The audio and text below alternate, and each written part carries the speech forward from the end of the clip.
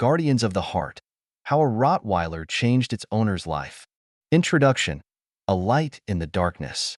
Life often surprises us with storms we never saw coming.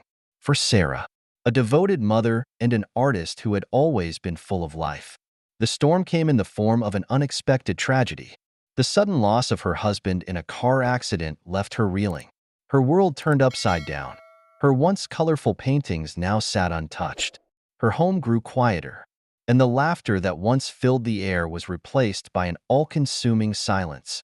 Grief is a formidable adversary, and it didn't take long before Sarah found herself drowning in it. Sleepless nights turned into days where she could barely muster the strength to eat, let alone function. Friends and family tried to help, but words of comfort often fell flat. Her son, Jake, a bright 10-year-old, also struggled to process the loss, leaning heavily on Sarah for guidance. But Sarah felt empty, as though she had nothing left to give. Then came Max, a 3-year-old Rottweiler with soulful eyes and an inexplicable calmness. Their meeting was unplanned, but as Sarah would later realize, it was nothing short of destiny. Chapter 1. A fateful encounter. One afternoon, overwhelmed by grief and longing for an escape from her thoughts, Sarah decided to take Jake to the local animal shelter. The idea was simple: distract herself and maybe bring a little joy to Jake's life. She had no intention of adopting a pet. The shelter was bustling, filled with dogs of all sizes and breeds barking and wagging their tails in an effort to gain attention. But in the corner of the room sat Max, quiet and composed. His sleek black coat with rust-colored markings gleamed under the sunlight streaming through the window. Max wasn't barking or jumping like the others. Instead, he sat patiently, his warm brown eyes meeting Sarah's with an intensity that stopped her in her tracks. The shelter worker explained that Max had been surrendered by his previous owner, a man who had lost his home. Despite his large and intimidating appearance, Max had a calm demeanor and a reputation for being incredibly gentle. Jake immediately fell in love with him, but Sarah hesitated. Could she handle the responsibility of a dog in her current state? That night, Max's soulful gaze lingered in her mind. By the next morning, Sarah made the decision to bring him home. She didn't realize it then, but Max would become the lifeline she so desperately needed. Chapter 2. The first days of healing. Bringing Max home was a challenge. Sarah hadn't owned a dog before, and the responsibility initially felt overwhelming. Max, however, seemed to understand her fragility. He followed her everywhere, his large paws making soft thuds on the wooden floors. When she sat on the couch, staring blankly at the television, Max would nuzzle her hand gently, as if to say, "I'm here." Jake was overjoyed, often playing fetch with Max in the backyard. For Sarah, the bond was slower to form. Yet, each morning, Max would insist on their daily walks, nudging her leg until she grabbed his leash. Those walks forced Sarah out of the house, into the fresh air. At first, it felt like a chore, but over time, she began to notice things she hadn't in months: the rustling leaves, the warmth of the sun on her face, the simple joy in Max's wagging tail. Max's presence became a quiet but steady force in Sarah's life. When she cried, he would rest his head on her lap, his warmth grounding her in the moment. His companionship was silent but profound, providing a comfort that words couldn't. Chapter 3. The power of connection. Dogs have an uncanny ability to sense human emotions, and Max was no exception.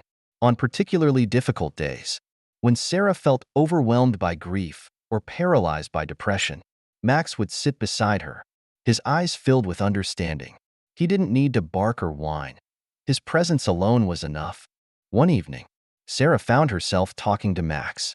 At first, it felt awkward, but as the words poured out, she felt an unexpected sense of relief. She told him about her husband, her fears for Jake, and the emptiness she couldn't seem to shake. Max listened with unwavering attention, his head tilted slightly as if he understood every word. Jake noticed the change too. "Mom," he said one night, "Max makes us happy, doesn't he?"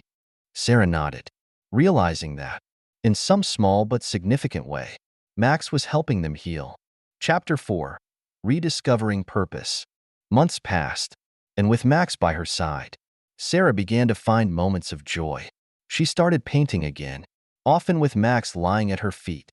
His calm energy seemed to inspire her, and for the first time in over a year, she completed a piece, a vibrant depiction of a sunrise that she felt symbolized her journey toward healing. Sarah also discovered the therapeutic benefits of dog training.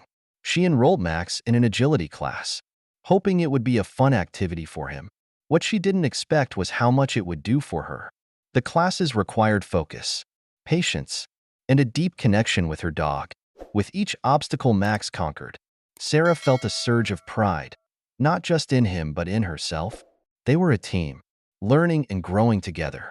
Chapter 5. A New Mission. Inspired by her experiences, Sarah began volunteering at the shelter where she'd found Max. She shared her story with others, hoping to encourage more people to adopt rescue dogs.